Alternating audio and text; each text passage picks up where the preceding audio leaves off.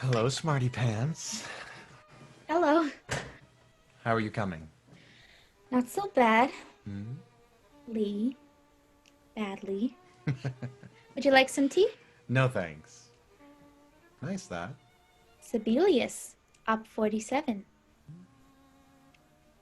Guess who I had for tea? Two tea. Who? Mrs. Hedges. Really? How was it? Don't ask. You know, she's pretty stupid too, but in a refined sort of way. Of course, we didn't have very much to talk about, so then she happened to notice my book laying there. Lying? My book lying there. And she says, "Oh, I've been meaning to read that again for years." What was it? David Copperfield. Oh, yes. So then we got to talking about it, and you want to know something? What? She's never read it at all.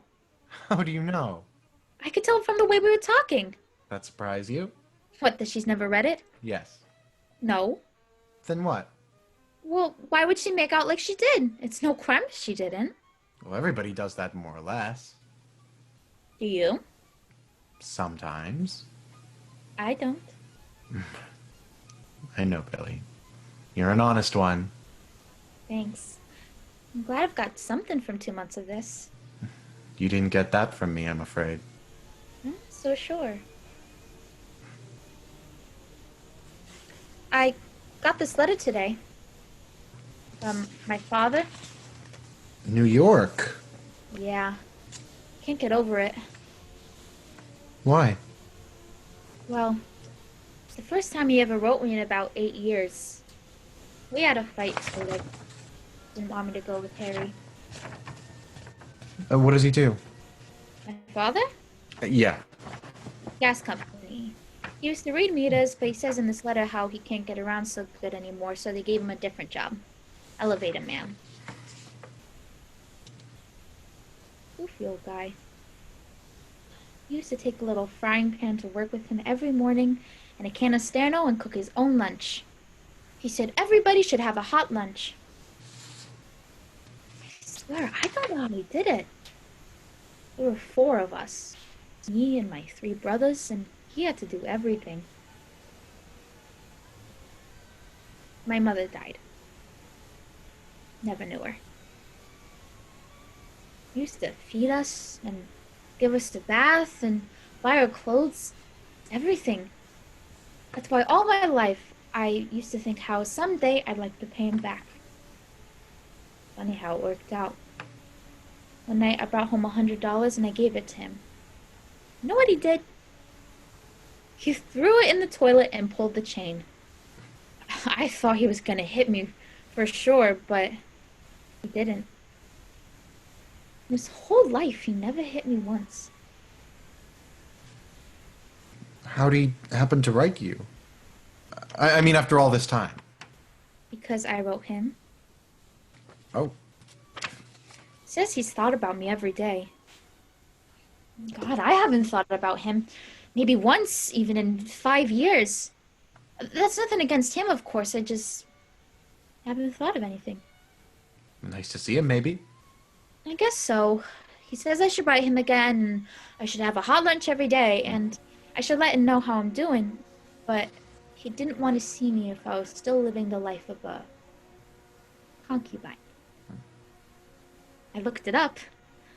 He always used to say, "Don't ever do nothing you wouldn't want printed on the front page of the New York Times." Hey, I just realized I've practically told you the whole story of my life by now, practically. Enjoyed it very much. How about the story of your life? Oh, no, it's much too long and mostly untrue.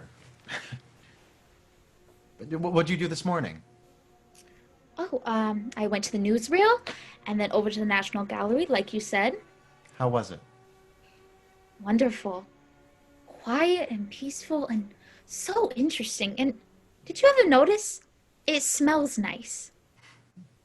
It does. How long did you stay? Couple hours. I'm going again. Good. Only the next time, I wish you could come along. All right. Boy, there's sure some things there that could use some explaining. Oh, and you know else what I did? today. I went into Printanos and I just walked around like you said I should. And I looked at all the different kind of books and I thought maybe the ones I liked to read I took. That's right. Well, so pretty soon I had a whole big pile, too big to carry even. So I stopped and I thought, my God, it'll take me about a year to read this many. So then I looked around and compared all the books there. My little pile was like nothing. So then I realized that even if I read my eyes out till the day I die, I couldn't even make a little dent in that one store. Next thing you know, I bust out crying. Well, nobody reads everything. I don't? Of course not. Sure been trying to. I don't suppose you got a chance to read my piece? What are you talking? Of course I did. Twice. Well, what'd you think? Well, I think it was the best thing I've ever read. I didn't understand one word. Well, what didn't you understand? None of it. Here, show me what.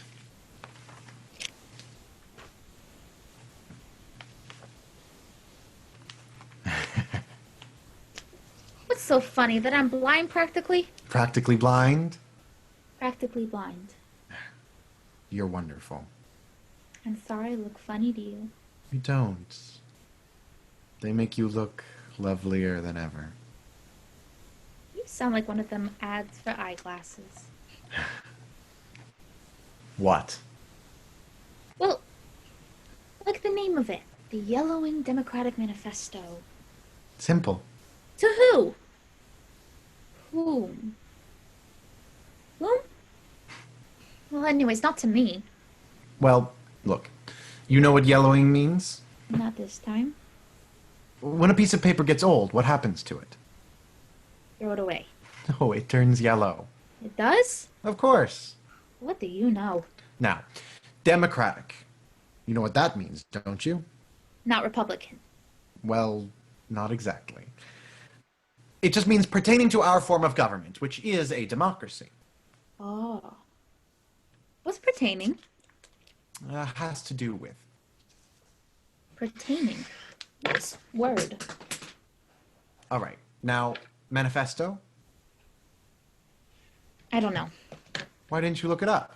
I did look it up. I still don't know. Well, look, when I say manifesto, I mean the set of rules and ideals and principles and hopes on which the United States is based. And you think it's turning yellow? Well, yes. I think that a lot of the original inspiration's been neglected and forgotten. And that's bad. And that's bad.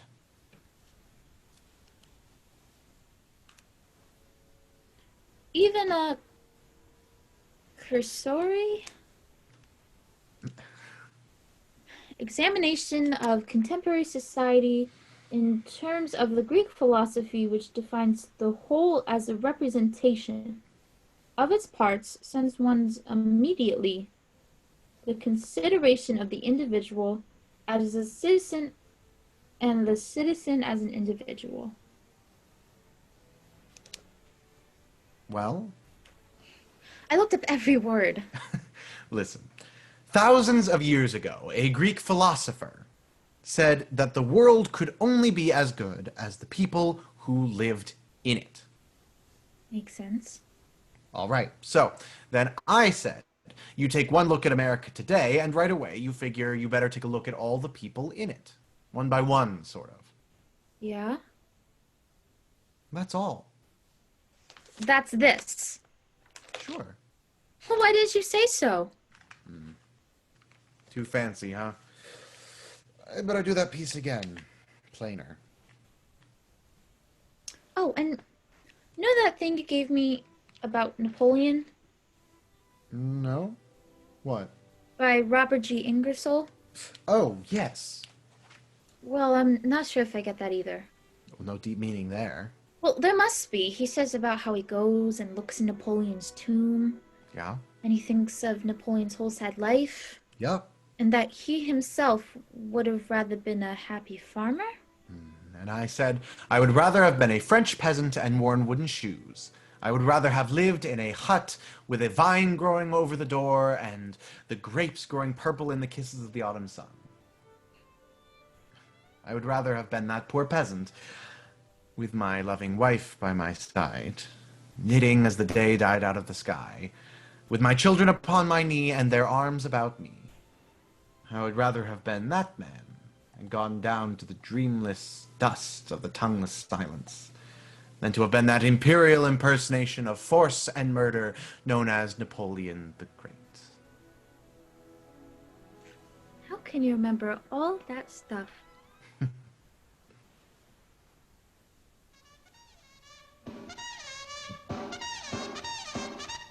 Well, once in a while, just for a change. Don't try so hard, Billie, please. You missed the whole point. Well, I like what's what's better to like. There's room for all sorts of things in you. The idea of learning is to be bigger, not smaller. You think I'm getting bigger? Certainly. Glad to hear it. So, he would rather been a happy peasant than to be Napoleon, so who wouldn't? So Harry wouldn't, for one. What makes you think not? Ask him. He's probably never heard of Napoleon. What's worse, he's probably never heard of a peasant. You hate him like poison? Who, Harry? Yeah, No. but you don't like him. No. Account of me and him? One reason. There are lots more. What? Well, think about it. You'll see that Harry is a menace. He's not so bad. I've seen worse. Has he ever done anything for anyone except himself? Me? What? Well, I got 2 main coats. That was a trade. You gave him something, too. Don't get dirty. You're supposed to be so wonderful, so don't get dirty. Has he ever thought about anybody but himself? Who does? Millions of people, Billie. The whole damn history of the world is a story of the struggle between the selfish and the unselfish. I can hear you. All the bad around us is bred by selfishness. Sometimes selfishness even gets to be a cause, an organized force, even a government. Then it's called fascism. Can you understand that? Sort of.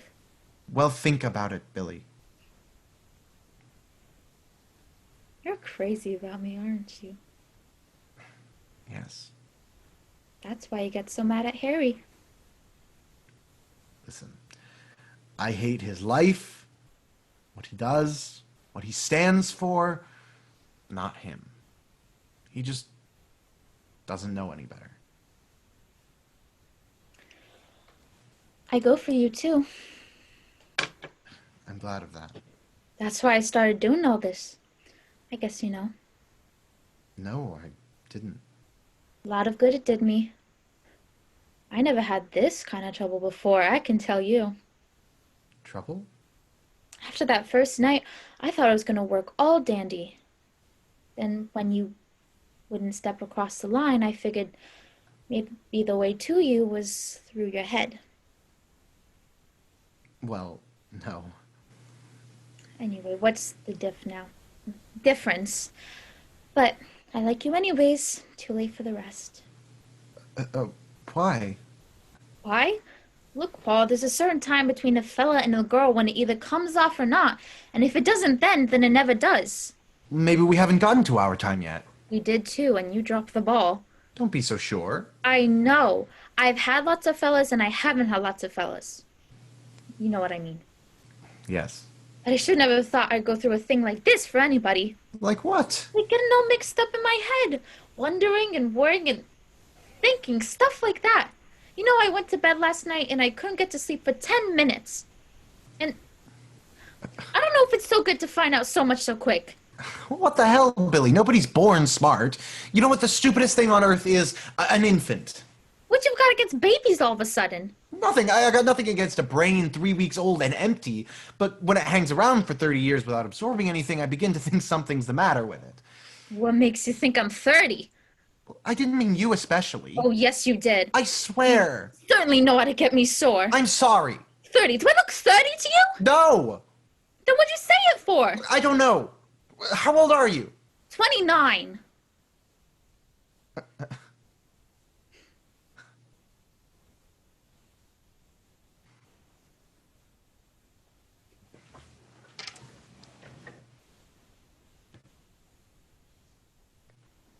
Don't stop.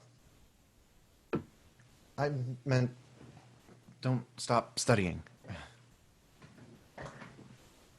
Oh, Will you? I don't know why it's so important to you. Sort of a cause. I want everybody to be smart. As smart as they can be. A world full of ignorant people is too dangerous to live in. I know. That's why I wish I was doing better. You're doing wonderfully. Yeah, but it's just no use. I bet most people would laugh at me if they knew what I was trying to do. I'm not laughing. I am. I'm sort of laughing at myself. Who do you think I am, anyways? What's the matter? All the books. It isn't only books, Billy. I've told you 100 times. It's mostly. Not at all. Listen, who said this? The proper study of mankind is man. I don't know. You should. Why? I've told you. I forgot. Pope. The Pope? No, not the Pope. Alexander Pope. The proper study Of mankind is man. of mankind is man.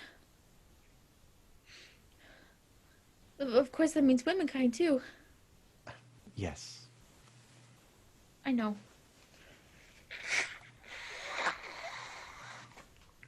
Don't worry about the books so much. I've been studying different mankind lately. The ones you told me, Jane Addams last week and this week Tom Paine.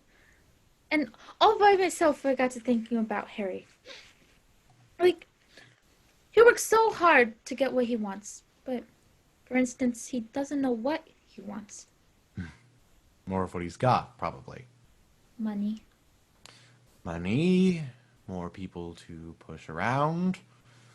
Money. Well, he's not so bad as you think he is. Oh, I know. He's got a brain of gold.